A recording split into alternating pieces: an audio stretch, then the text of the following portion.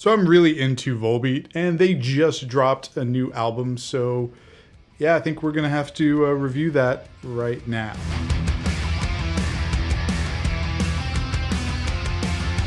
We're actually gonna be reviewing the double album. So there's the 13 tracks from the main album, and then they have on certain editions an extra 5 tracks on the second disc. That's kind of covers and alternative versions. We're gonna do all 18 tracks.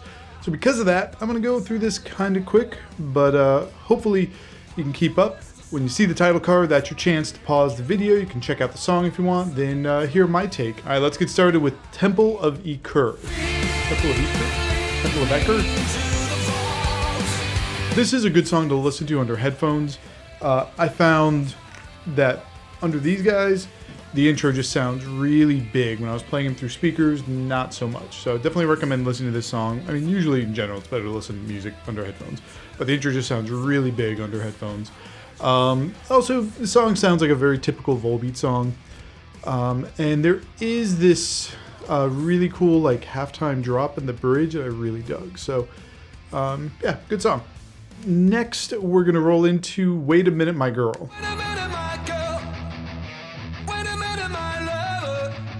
Now, this is one of the songs that's been out there for a while. It's one of their singles, so I'm familiar with the song already. It has this really cool like 60s rock and roll feel, including a saxophone, but the sax totally works, you know, in context of the song and how it feels. The video's really fun. If you haven't seen the video, I hadn't. So when I went through this album, it was the first time I saw the music video, really dug that. And it's also a quick song, but I actually really appreciate that because given the style of it being kind of a 1960s rock and roll feel, like those songs were quicker usually. So it being just, you know, 2.5 minutes or whatever it was, I think it's even less than that, totally makes sense with the pacing of the song. All right, the next song is The Sacred Stones. Now, this is a longer one. It does have a slightly slower feel, but it doesn't lose the power. The bass in the verse does this really cool bounce, which I really dug. It's not complicated by any means, but it's really has a nice impact. The bridge, I can tell you, this bridge is gonna open up the pit at live shows. That's gonna be fun to watch, because I'm too old to get in the pit anymore. Yeah, way too old for that. But I appreciate other people that do still enjoy the pit. I'm usually the guy on the edge, kind of pushing people back in or keeping people from getting hurt on the edge. That's about the extent of my pit time nowadays. Also, I thought the song had a great solo. I will say that so far every song on this album has had a completely different feel. Now, at 13 or 18 tracks, depending on how you count them, I'm sure that's not going to be the way it is forever. But yeah, so far very different feels. Let's go to the next one, which is Shotgun Blues. This is another single that has been out, so I was also familiar with this one. The video, it's Old West themed, which of course is very on brand for Volbeat. If you follow them at all, you know what I'm talking about.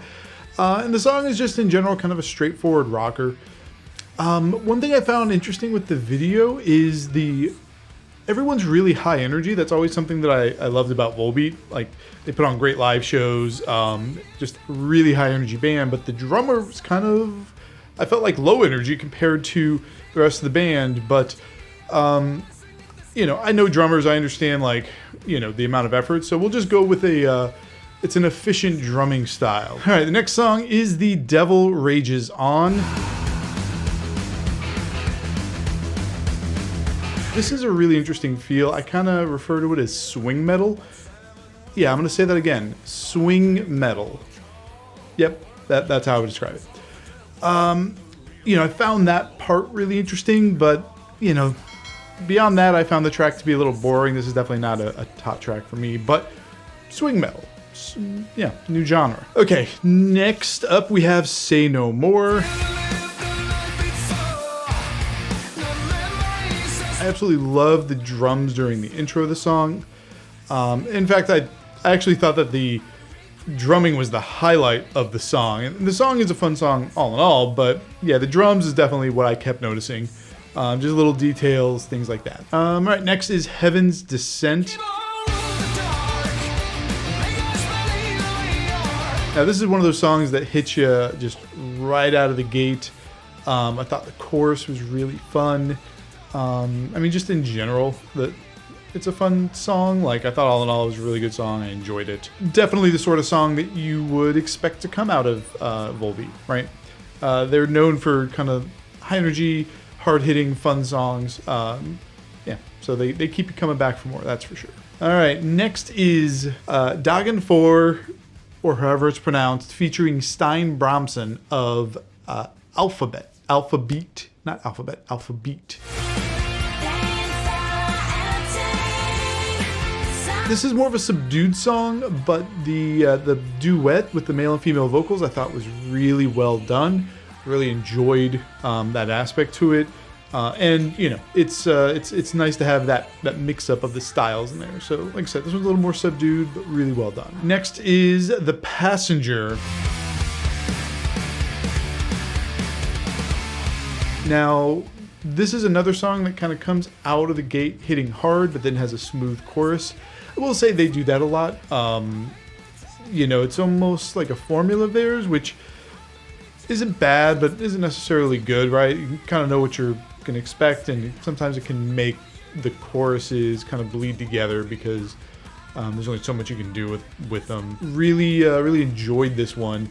I thought the bridge was fantastic. It was really chuggy. It kind of had these harmonized riffs in between the chugs. I just really enjoyed that aspect of it. Okay, next is Step Into Light. The vibe of the song is kind of like Old West meets surf rock, and somehow that combination works.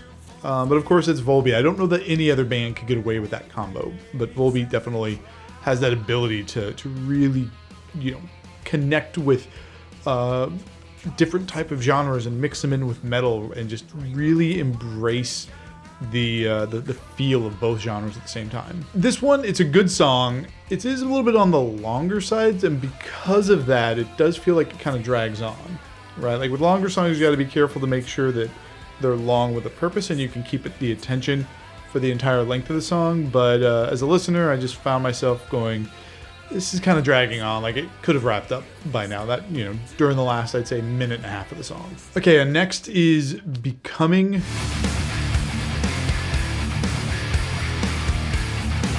I really like this song. Just got into it right away. It's hard hitting. There were so many parts of the song that I really liked. The intro was great. The verse was fantastic. I thought the bridge was amazing. And then there's this outro solo at the end that really wraps it up nicely. I'd actually say the chorus is kind of my least favorite part of the song. It's not that it was a bad chorus. It was probably, you know, still kind of in that formulaic range, right? It didn't hit as hard as the rest of the song. A little bit smoother, which is fine, which is great. But when I look at the song as a whole, I thought every part of it was fantastic, and the chorus was like just good. So, but all in all, really good song. Next is Mindlock. Now, this isn't a bad song. I found it kind of meh until I got to the solo, which I thought was fantastic. And then immediately after was the bridge, which was kind of a nice departure from the rest of the song. I don't know if it was enough to save the song as a whole, but those parts were pretty good for a song that was overall meh. And then last on the main album is Lasse's Birgitta? Again, I know I'm saying this one wrong, but it is what it is. This was a longer song. It came in at almost 8 minutes. Now, with longer songs, you usually want to have different sections, and not just your standard sections, right? Like, obviously, you've got like your verse, chorus, bridge, chorus out, like, you know, you've got your sections that way, but you want to have kind of different sections where it almost sounds like different songs, or a way to kind of move through a story or a narrative somehow through the music. And it had that. It had different parts, but I wanted those different sections to be a little bit longer because I found that they were just kind of quick departures as opposed to moving me through a story. And at 8 minutes long, I just would have liked to have seen more of a musical progression. And I guess actually I should say it's 7 minutes, because the song really ends at 7 minutes. The last minute's just kind of like a fade out, and it's got some like background noises and stuff like that. But even still, 7 minutes is a pretty long song. I would have liked to have seen a more interesting musical progression. That's the main album, but there's 5 more songs on the second CD if you're into CDs. You can also just listen to everything on the interwebs as well. So for the second disc, or disc, if you will, it's kind of a combination of covers and alternate versions. So the first one is from Wolf Brigade, which I have not heard. I've actually never even heard of this band. So I had to look it up to even figure out it was a cover. But it's called Return to None. Now this drum intro I thought hit really hard. It's a really heavy and really quick song. It's only about 2.5 minutes long. I really enjoyed it though. I'm curious to know if I would like the Wolf Brigade, original version, or if it's just the Volbeat sound that I like with this. But I thought it was a good song. Okay, next up is Domino. This is a Roy Orbison cover. I thought this was really well executed. I could tell that it just was different when I listened to it. When I did have to look it up, because I'm not a Roy Orbison connoisseur by any means. But I could tell, I was like, this has got to be a cover. Just kind of the way that they were approaching it, it just sounded a little too different, but still obviously it sounds like Volbeat. And sure enough, I looked it up, it's a Roy Orbison cover. And when I saw that, I was like, okay, now I hear both. I thought that mix actually worked out really well, especially with some of the quirkiness that Volbeat will pull in branching out to different genres and paying homage to a lot of the older music that they love, right? I didn't hear really any Elvis influence on this album, but on previous albums, you definitely got a lot of that. Of course, they have this Old West theme kind of all throughout that, maybe not every song, but, on every album you get a little bit of. So, but yeah, Domino, I thought this was a fun cover. And next is an alternate version of Shotgun Blues. This includes Dave Matrise from Jungle Rot. I'm not familiar with jungle rock, but I can tell you, just hearing the vocals of Dave Matrise, I'm pretty sure I know what kind of band it is, because even though the music's the same, the vocals change the song pretty drastically. I mean, Dave's vocals are much, much more aggressive than Michael's.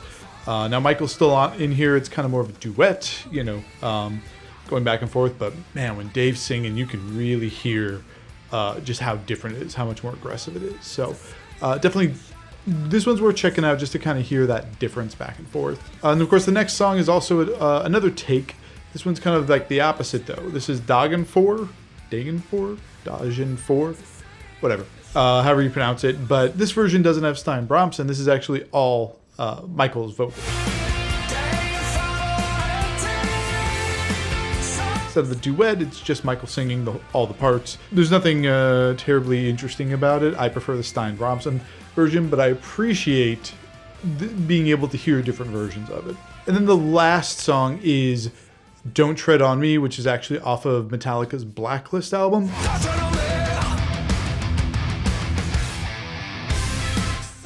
Which I did do a full review of, so you can check that out. There it is. Up there. You can check it out up there and see that entire review. But I thought that this song, when I first heard it, when I did that review, was one of the better covers on that album. I thought they did just a great job of kind of capturing that song, just really executing on it well.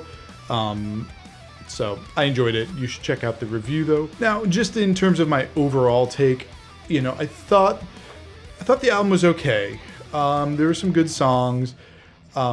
The one thing I found is that a lot of the songs just seemed kind of formulaic. Volbeat has a certain thing that works really well for them, which is great, but when you get songs or even parts of songs that are kind of formulaic, they blend together, and it's kind of sometimes hard to differentiate the songs, and you don't get as many standouts, and that's kind of what I'm picking up from this album. There's some good songs, not really getting a lot of standouts, but I also will admit that this may be one of those albums that you need to spin a few times to then hear the standouts. That may be the case. Drop your comments if you've listened to the album, if you think I need to go listen to it a few more times, or if you agree that it's kind of formulaic and nothing really stands out. Really curious. I will say though, the second album on the extended version, it's fun. I really appreciate it, and I really enjoyed the covers and the alternate versions. At this point, if you made it this far, please like the video, because we're friends now. We've been through this for a while.